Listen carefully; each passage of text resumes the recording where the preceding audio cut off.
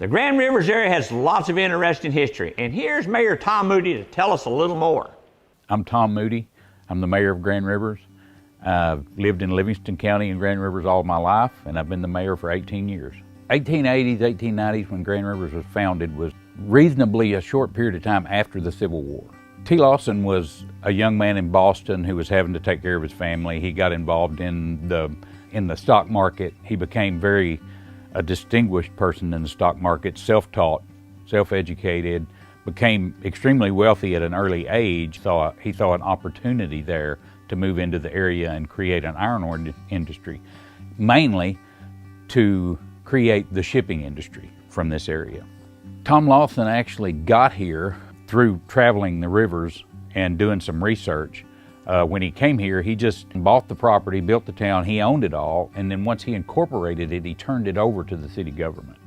What drew people here was Lawson's ability to create investment opportunity. And there were people that he knew from all over the country that he brought in, 98 to 100 people, to invest in this iron ore industry with him. He brought the people in and he created this wine and dine kind of atmosphere. He took them out on the Gus Fowler, he took them up and down the river from here to Paducah, he took them on horseback rides through the iron ore industry and to the rivers and that kind of thing. He was not just promoting the iron industry, he was promoting the ability to ship from here. There was housing built here for workers. There were general stores where they ran accounts for their workers, just like the old general store type thing. You owe your soul to the general store. Well, that's the same kind of situation you had here. But the iron ore industry gave everybody opportunity to make money and create a life for themselves. There was a pretty large black community in the Nichols Grand Rivers area. Now this is before and after the incorporation of the city. Black community, there were business owners that owned stores and markets and motel type, room rental type things, not motels in particular, but they rented rooms out. They had boarding houses, that kind of thing. One of the members of the black community was Andrew Jackson Smith.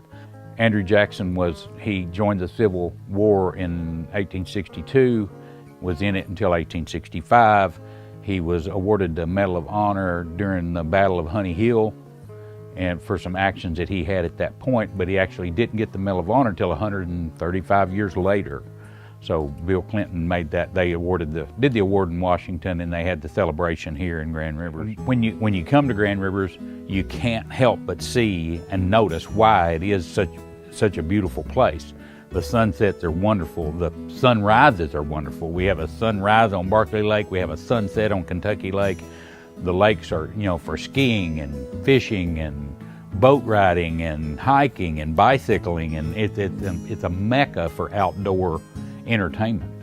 And people come here from all over the world just to be a part of that. While we all get to enjoy this great body of water and all of this fun that we get to have by being outdoors and enjoying the lakes and that kind of thing, we still remember the sacrifice that all of these people made that were removed from their homes. And they actually sacrificed that for us so that we could have a better place to live and a beautiful place. And we appreciate what we have, but we also appreciate what was lost too. When you come to Grand Rivers, you'll get a sense of the history behind it because the city is built around that history, and it's still here today, and we still promote it today.